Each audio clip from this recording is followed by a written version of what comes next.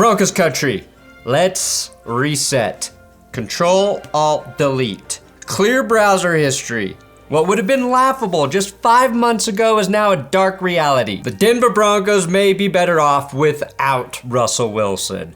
The Denver Broncos might just not want to move on from Russell Wilson, but there's a way for them to actually do it, and it will not set the franchise back 200 years. Thanks to Zach Seegers, son of Bob, but plural, I have the numbers and the simple steps that need to be taken to make this a reality. And if Shannon Sharpe's reporting on the Broncos locker room situation is accurate... First thing you do, Russell Wilson, I'm locking this office. You will no longer have an office. All those parking spaces that you get at the stadium, they're gone too. They don't rally around Russ.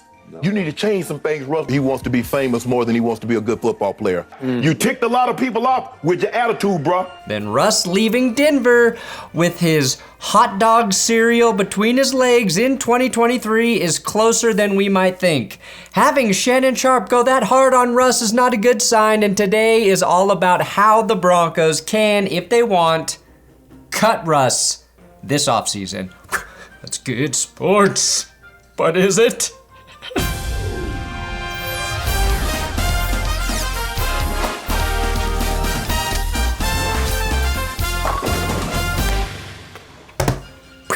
Please subscribe to this YouTube channel, and I don't know why you would want them, but I do have these shirts, these gold and red shirts, these blue and orange ones with these like pixelated things on them. I don't know why anybody would be into that, but they're available only at BenchwarmerBrew.com, where my coffee also available. Check it, or don't, but do. This video is not about me saying I think the Broncos should do it. It's about this is a possibility, that the numbers could work. I think the Broncos should keep Russ. I think he's been unfairly scrutinized, and after I think the Shannon Sharpe piece went a little bit viral, Barstool Sports writes an article. Finally, Jerry Jeudy came out in defense of Russell Wilson. I'm just tired of reading things about my boy and making it seem like, oh, he's not a good teammate. He on other unnecessary stuff that's not true. And I just want to get it out the air like that he is a good teammate, you know, and he is a hardworking teammate. And I just feel like I just needed to get that out there because there's a lot of false narratives going around here that I'm getting tired of. Just being around Russ, he's a guy that just keeps me motivated. Just the way he go about his business, the way he carry himself, the way he do things around here, it just show the true leader and the true pro he is. So having a guy like that, you really see how to really become a pro. Those are just two contrasting things, right? And as Broncos fans, we've been dealing with it all season. We hear one thing from connected media members, a guy like Shannon Sharpe, who does know the Broncos, who might be speaking from some area of truth. And then we got Jerry Jeudy the same day defending Russell Wilson, and then Melvin Gordon defending Russell Wilson. And that's interesting because we all assumed Melvin Gordon hated Russell Wilson. Why did we think Melvin Gordon hated Russell Wilson? Because he looked at him funny one time on the sideline for a brief moment. We captured this still of Melvin Gordon, and we all decided that Melvin Gordon hates Russell Wilson. We run with narratives in sports media so frequently based off of no real information. And again, I would like to see these guys come to Russ's defense earlier in the season when shit was hitting the fan, especially a guy like Melvin Gordon, who was also getting a lot of criticism. Jerry Jeudy's received criticism. And if these guys would have banded together just a little more vocally, and maybe they did and I forgot. I don't fucking know. But it's nice to see it now, and I think it gives the ownership and the next head coach that comes in some confidence that the locker room is intact and they can build around Russ and these guys. And that's not to say everything's perfect, that everybody likes and loves Russ in that locker room. But if enough key guys are there, step up and say these things, it will trickle down. It is trickle-down economics, and if anything we know is true in this world, it's that works every time. In a move that would make even Chiefs GM Brett Veach blush, the Denver Broncos could easily cut Russell Wilson this offseason and still have $70 million in cap space. Wait, what? What? Is that true? Yes, the salary cap can always be massaged. Just ask the Browns about shitloads of money and massages. Now, I do not think that the Broncos will do this. And to be even more clear, I want to see Russ in Denver next season. I want to see what he can do with the new head coach. I think based on his career resume, he deserves that chance. Because the only thing better than an underdog story is a redemption story. Or a revenge story. Get him, Russ. That said, let me explain how it could feasibly happen and why it might make sense to do it sooner in 2023, this offseason, and not in 2024 like I initially thought. As it stands, the dead cap money, if Russell Wilson were just flat out cut without a post-June 1st designation, is $107 million for 2023, $85 million for 2024, $49 million for 2025, and $31 million for 2026, which means you ain't cutting him in 2023 or 2024 unless what a beautiful mind Zach Seegers posted on Twitter is true. You can debate whether 2023 or 2024 would be a better year to actually cut Russ, but here's how it can actually happen in 2023. To understand how this math magic is possible, you need a degree in economics with an emphasis in calculus with a minor in opening your mind via hallucinogenics. And since nobody who watches my dumbass has that calculus background, let me give you the cliff notes. And that's the first time as a Broncos fan that I have said the word cliff this season, and I wasn't referring to jumping off one or wanting to jump off one. Broncos country, let's ride. Be okay.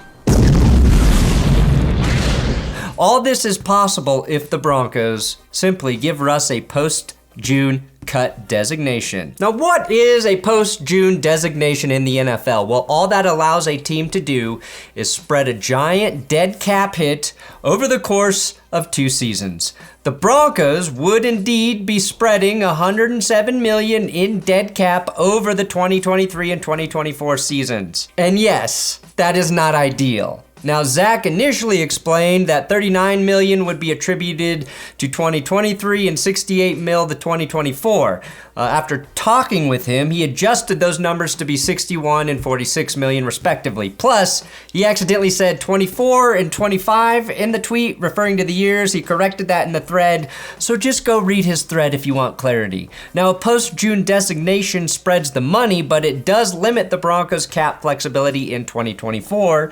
But assuming the plan is to use a bridge QB on the cheap, or possibly suck, as we would never use the word tank, and use your top pick in 2024 in the draft on a QB, like Caleb Williams, Drake May, or whoever emerges as a can't-suck prospect, then you can have a tight year on the books in 2024. However, it's not just a post-June cut that the Broncos would have to do. They would have to make some shrewd roster cuts as well, and some restructures. To clear the cap space, the Broncos would have to cut corner Ron Darby, Graham Glasgow, running back Chase Edmonds, Jacob Martin, Albert O, Michael Ojemudia, Lloyd Cushenberry, and kicker Brandon McManus, and then restructure contracts with Cortland Sutton, Tim Patrick, DJ Jones, and Garrett Bowles, and then designate Russ post-June. Ask yourself, with every decision you make, is this good for the company? And boom.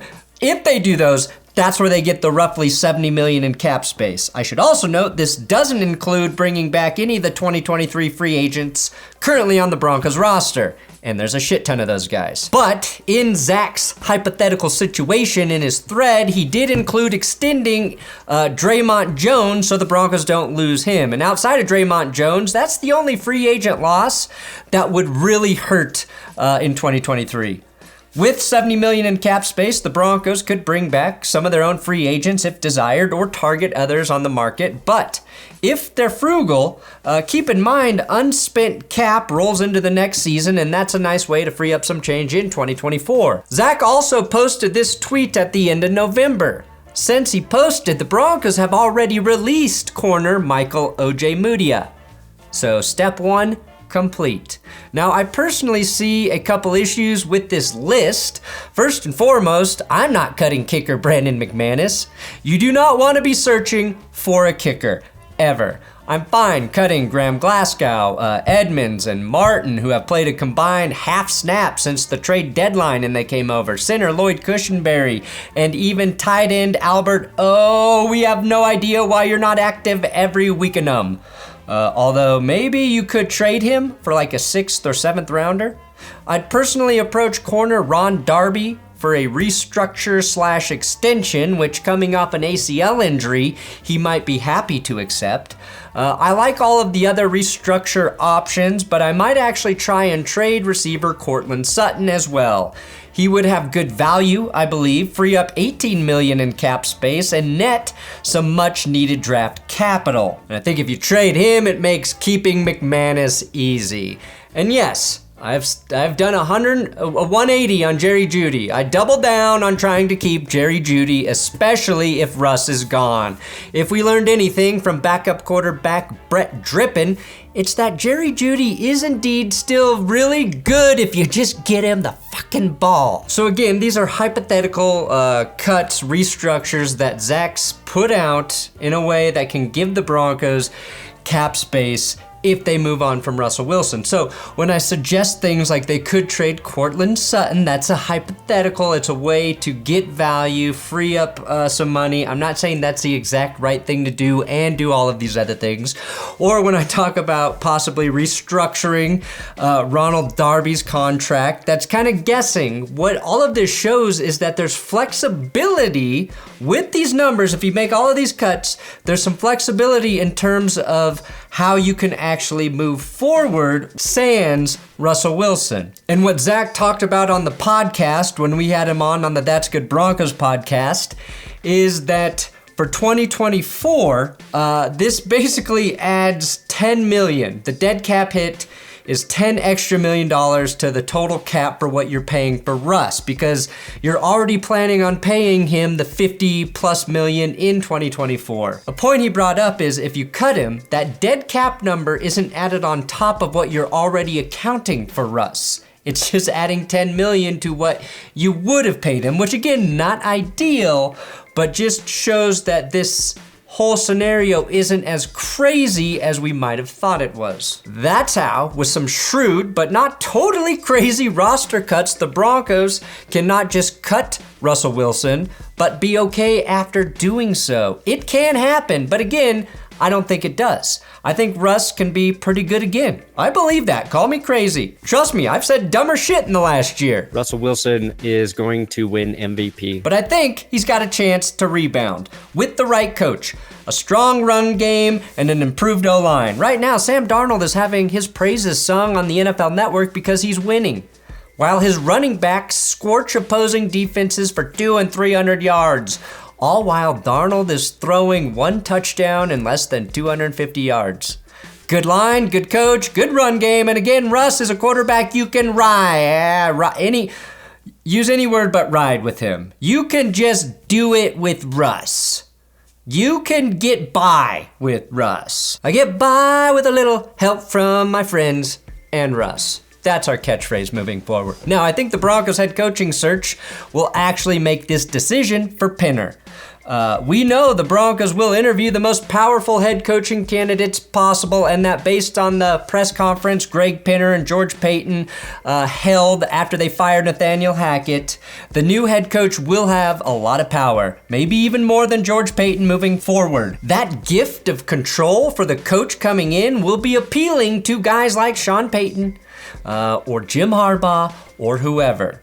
Who it is irrelevant at this point. What I'm getting at is if, during the head coaching interview process, a guy like Sean Payton says, I can fix the problems Russell is having, this is how, then they're gonna move forward with Russ. But if he says his problems are just going to get worse, and my vision is for a different quarterback, either in free agency or the draft, then the writing is on the wall and the Broncos will follow the coach's lead. And it will take experienced coaches with big testicles to say that during an interview, that they think Russ is broken. A guy like Payton has that authority, that confidence. A guy like Harbaugh doesn't give those fucks. They'll say what they really think. I doubt any first-time head coaching candidates would be that audacious. I think the coach who is the most brutally honest with the state of this Broncos team lands the gig. And their opinion of Russell Wilson more than anything else will determine Russ's future with the Broncos. Again, shout out to Zach, son of Bob Seegers, for posting this. If you, like me and Chaser on Twitter, believe there's no way that this can actually be true, just trust that Zach did the research. Who is Zach? He's a Broncos guy. He talks about the Broncos on his podcast. So he's an expert in the area, but not like a Cap guy. But I've played football with Zach. And if he says that he believes in these numbers, I trust him. And if he can figure this out, well, maybe, even if it's not an exact blueprint, the option is actually available. Thanks for watching That's Good Sports. Please subscribe here on YouTube for more NFL videos. We do them all the time. Even yesterday, probably tomorrow. Tuesday? Oh, you betcha.